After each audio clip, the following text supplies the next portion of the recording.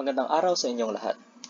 Ako si Nico Sumbiro at ito ang aking napiling salita ng taon para sa pinal na proyekto sa Phil 40. Ang napili kong salita ay ang salitang bakuna o di kaya'y vaccine sa Ingles. Pero ano nga ba ang ibig sabihin ng salitang ito? Ang bakuna ay isang sangkap na ginagamit para makagawa ng mga antibodies ang katawan ng isang tao upang maprotektahan ito laban sa mga nakakahawang sakit. Ito ay maaaring galing sa inactivated strain ng virus o di kaya'y sa isang taong gawang sangkap. At ginagamit ito bilang antigen para hindi kumalat at lumaganap ang sakit.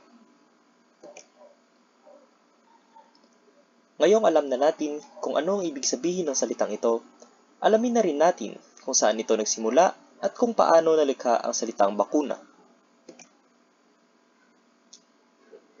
Noong 1796, gumamit si Edward Jenner ng inactivated na strain ng cowpox virus panglaban sa nakakamatay na sakit na smallpox. Ang pangalan ng strain ng virus na ito ay vaccinia, hango sa Latin na salitang vacca na ibig sabihin ay baka o cow sa Ingles. Ang salitang bakuna naman ay galing sa salitang vacuna sa wikang Espanyol. Dahil tayo ay naging kolonya ng Espanya ng napakahabang panahon, hindi maiiwasang may mga salitang hiram tayo mula sa kanila.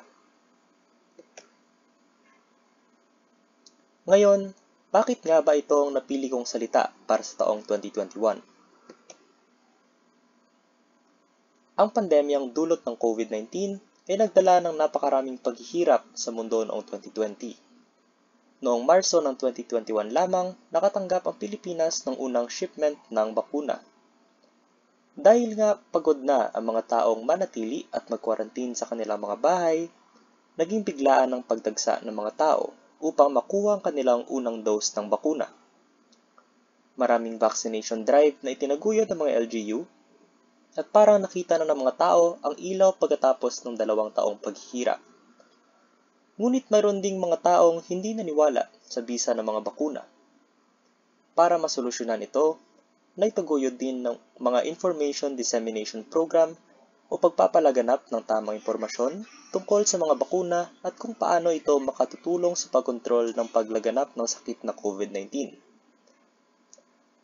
Sa paglipas ng panahon, natuto ang mga taong maniwala sa bakuna at nagsimula na rin kunin ito.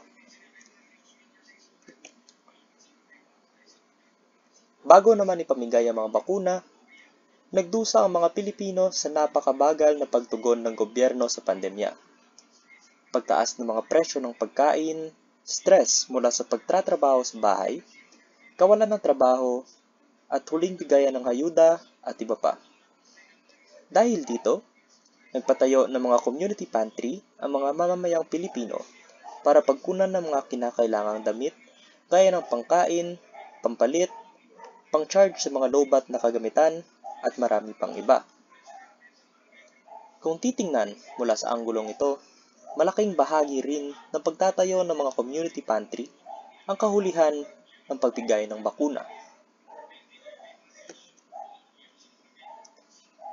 Pangatlo, sinong Pilipino rin naman ang hindi alam ang korupsyon sa gobyerno tungkol sa pandemic response nito? Isa rito ang issue ng korupsyon na napapaligid sa Pharmaly at ang napakalaking budget na ginastos nito sa pagbili ng mga napakamahal na materyales bilang parte ng pandemic response. Isa pa dito ang pag-imbestiga ng Commission on Audit sa pandemic response ng Department of Health dahil mayroong mga kulang sa pag-audit nila ng mga biniling materyales.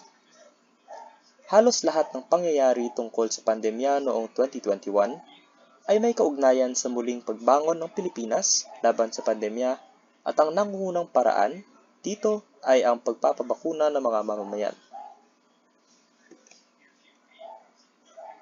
Sa ngayon, alam na natin kung saan ang salitang bakuna nanggaling, kung paano ito lumaganap sa lipunan natin, at kung paano ito hinubog ang 2021.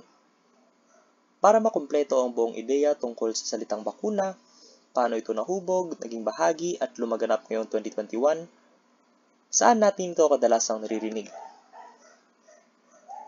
Katulad ng nabanggit ko na, matagal nang nariyan ang salitang bakuna.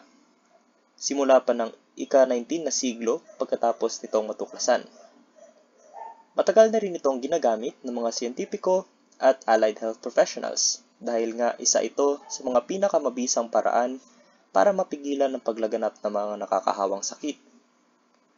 Lalo na noong 2020 at 2021 kung saan nagsama-sama ang iba't ibang mga nasyon upang makagawa ng bakuna laban sa COVID-19. Madalas na ginagamit ang salitang ito. Kahit sa pang-araw-araw na gawain natin sa lipunan, maririnig natin ang salitang ito. Kahit saang lugar ka pumasok, naghahanap sila ng mga vaccination card o kahit anong patunay na bakunado ka. Madalas din itong i-search ng mga Pilipino sa internet noong 2021, ayon sa Google Trends. Noong Hulyo ng 2021, nag-trending ang salitang vaccine sa Pilipinas. Inaasahan lamang ito dahil noong panahong iyon, nagsisimula pa lang magbigay ng bakuna sa masa ang gobyerno at marami ang gustong matuto tungkol sa iba't ibang bakuna laban sa COVID-19. Kung narating mo ang puntong ito sa video, masayang pagbati at ngayon ay alam mo na kung bakit ito ang napili kong salita para sa taong 2021. Naging malaking bahagi ito ng pang-araw-araw na gawin ng lipunan, naririnig sa balita, napapanood sa telebisyon, nakikita sa social media, at hinubog nito ang napakaraming mahahalagang pangyayari noong 2021. Maraming salamat sa panonood.